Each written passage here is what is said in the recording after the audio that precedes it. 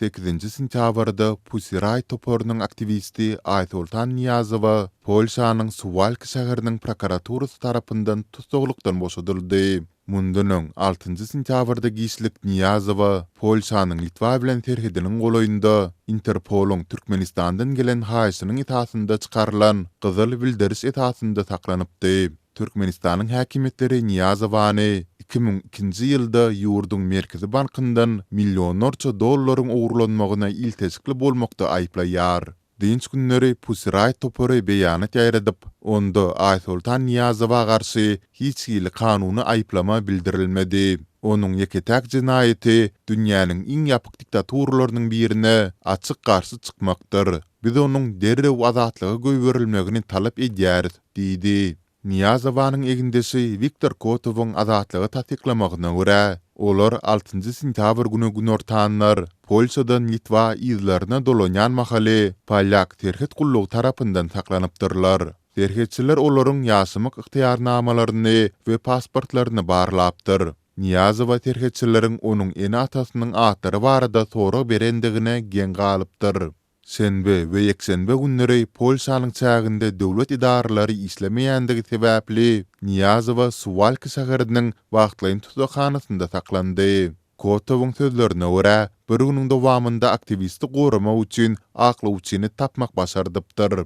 8 sentyabrda daňdan Aytoltan Suwalki şäheriniň prokuraturasyna alınıp gidildi we ol ýerde soragy çekildi. Mundan soňra aktivist azatlyga göýberildi. Прокуратура Польши не стала обращаться в суд, они разобрались на месте, они поняли, что Türkmenistandaky adam hukuklarynyň bozulmalary barada gürrüň berenimden soň prokurorlar meniň işimi suwda geçirmän boşatdylar. они поняли, что тоталитарный режим в Туркменистане не имеет права обращаться и запрашивать людей.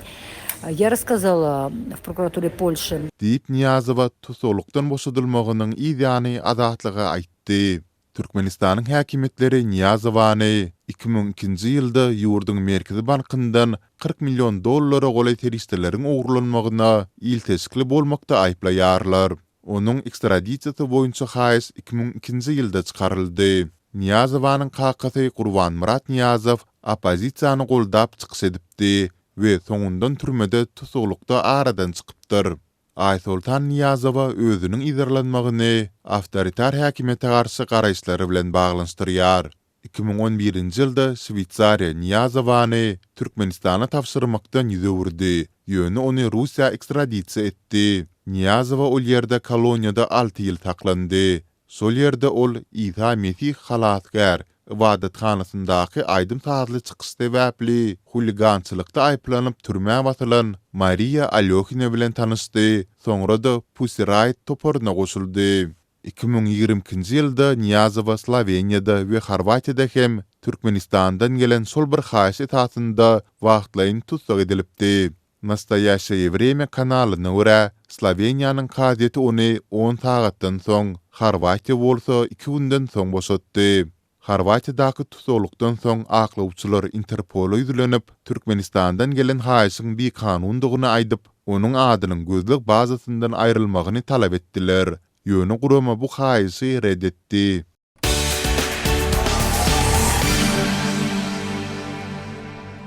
Aşgabatda harby häkimetler erkek raýatlary harby gulluga çağırmak çärelerini batlandyrýarlar we munyň bilen bagly düzgünleri berkleşdirýärler. Şu günler harby resmiler harby gulluga ýaşy ýeten raýatlara harby gulluga çağırış hatlaryny gowşurup, çağırılan wagtynda harby bölüme gelmedik halatynda berk jeda çäreleriniň görüljekdigini duýdurýarlar.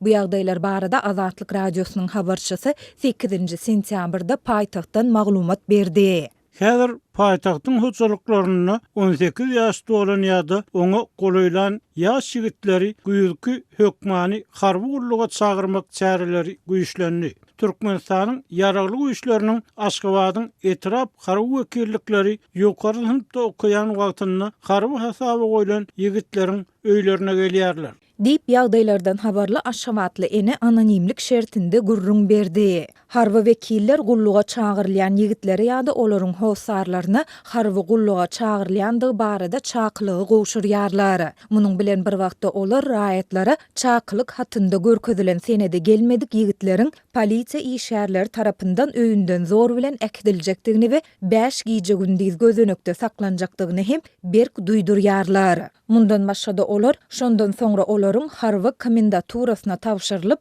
Türkmenistanyň welaýetlerindäki barmasa kyn yerlerde we su üpçünçüligi yeterliksiz, agyr şertlerde gulluk etmeli boljakdygy bilen hem gorkudyarlar diýip ýakynda oglunyň harby gulluga çaklyk hatyny alyp galan aşawatly ýene bir ene anonimlik şertinde aýtdy. Türkmenistanda harby gulluga çağırş ýylda 2 gezek.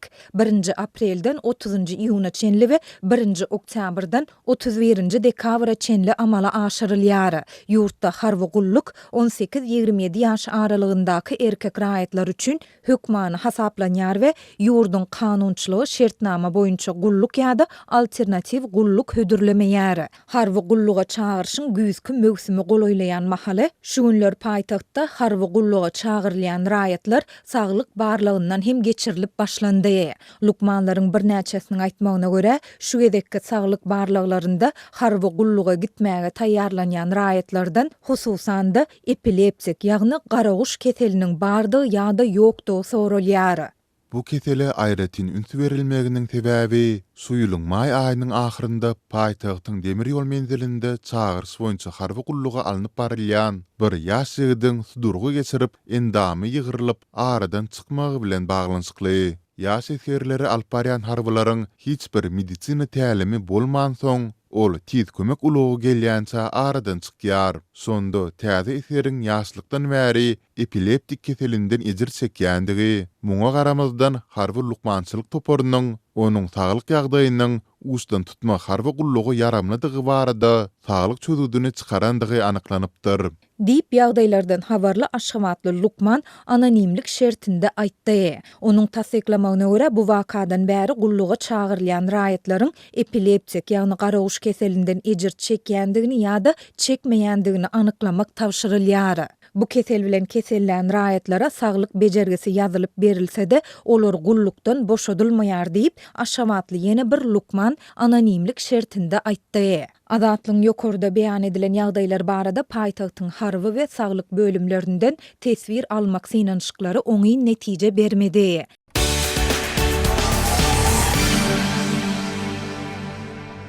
Balkan Sewtiniň 3 uly şäherinde Balkanabadda, Gyllarwatda we Türkmenbaşyda hususy söwda dükanlarynyň tekjelerinden daşary ýurt we türkmen uny ýitirim boldy diýip Azatlyň habarçysy habar berýär. Çeşmeler bu gezekki un gatçylygynyň ýurtda dowam edýän un, çörek meseleleriniň töweregindäki korrupsiýanyň derňegi bilen baglylygyny öňe sürýärler. Geçen hepdeniň 2-nji gününden bäri bazarlarda, supermarketlerde birden un gatçylygy emele geldi. Iri un söwdegärleriniň hatda galla kärhanalaryna gözegçilik edýän edarada emkemi işgärleriniň arasynda tanşy, arkasy var diýilýän täzirleriň un dükanlary hem boşap garly diýip Sewtden gelen maglumatda aýdylýar. Anonimlik şertinde urlaşan çeşmelerin tasdiklamagyna görä Balkanabaddaky galla kärhanasynyň jogapkar hünärmenleriniň bir näçesine garşy şeýle-de Milli Howpsuzlyk Ministrliginiň bu kärhana gözegçilik edýän ofisierleriniň 3 sanatyna garşy jenaýat işi gozuldy. Häzir welaýatyň galla ambarlarynyň ählisine derňe işleri başlandy. Geçen hepdeniň başyndan bäri kärhanadan 1 gram un hem çykarylmaýar. Beýlik welaýetlerden getirilýän unlar hem welaýet sägine girdilmeýär diýip Azatlyň çeşmesi aýtdy. Pudok gülermenleriniň bir näçesiniň tasdiklamagyna görä türkmen ununyň hususy taraplara çykarylmagy doly bes edilen soň Rus, Gazak ununyna bolan talap ýokarlandy we Russiýadan we Gazakstandan gelen önümler derrew satylyp gotaryldy. Ýogsa edil daşary ýurt ununyň satygyna gadagançylyk ýa başga bir çäklendirme ýok. Balkan Sewtini bilmeýiniň könrügenjiň galla kärhanalaryna öndürilen ýokary hili una bolan islew we talap ýokary. Ýöne Gyllarwatdaky gözegçilik postunda ýüklewleri berk barlanýar diýip çeşme aýtdy. Eğerde barlanan ulogdan un tapılsa, ol unun ählisi döwlet hayrına geçirilýär. Ulog eýetine we telekiçi tüwdigäre garşy jenayet isi gozgalýar.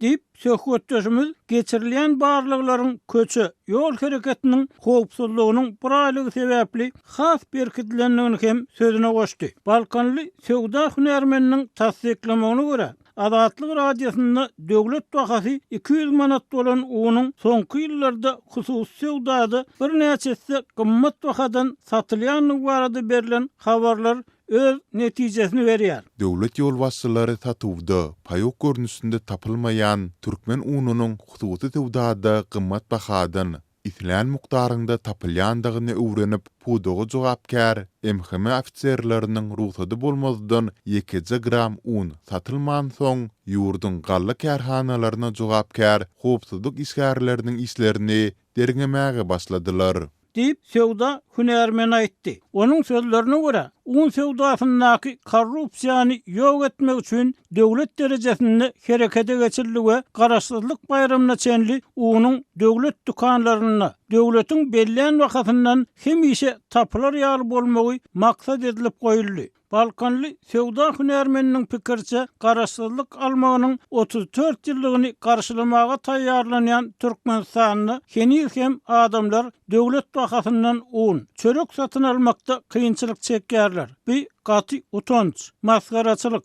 aýrarlykda gurlaşylan çeşmeleriň tasdiklamagyna görä, Balkanly paýok un ýylýan 6 aýdan bäri berilmeýär we bu ýagdaý hakykatda diňe yerli buğdaýyň ýa unyň az bolmagy bilen bagly bolman, hem jogapkar adamlaryň ýurtdaky kyn ýagdaýlardan gazanç etmegi bilen bagly.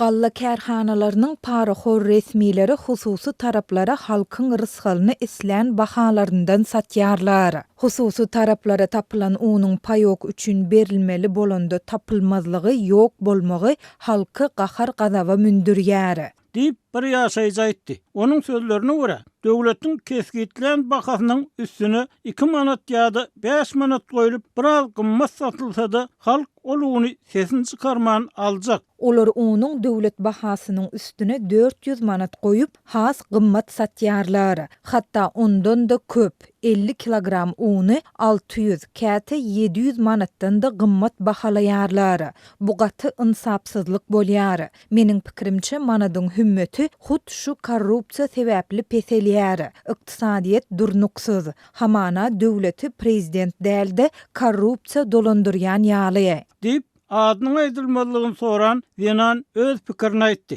Azatlyk radiosy döwlet ýolbaşçylarynyň un sewdasynyň töweregindäki korrupsiýany doly ýok etmekçi bolýanlygy, hususan bu pudogy gözegçilik edýän howpsuzlyk işgärleriniň işiniň derňelýänligi barada aýdylýanlary resmi taýdan tasdikladyp ýa inkar etdirip bilmeýär. Türkmenistanyny öňki ýyllarda korrupsiýa garşy berk göreşiň alınıp baryljakdygy bir näçe gezek oglan edildi. Hatda milli howpsuzlyk, içeri işler ministrlikleriniň ýolbaşçylary hem jogapkärçilige çekildi. Ýöne Serdar Berdimuhammedow prezident bolandan soň bu göreşiň gowşadylanyny, buğdaýyň ýokary hasylynyň alınýanlygy barada berilýän resmi maglumatlary un gytçylygynyň goý körege salýanlygy ýa-da azyk howpsuzlygynyň üpçün edilenligi barada aýdylýan sözleriň ýalanlygy öňe sürilýär.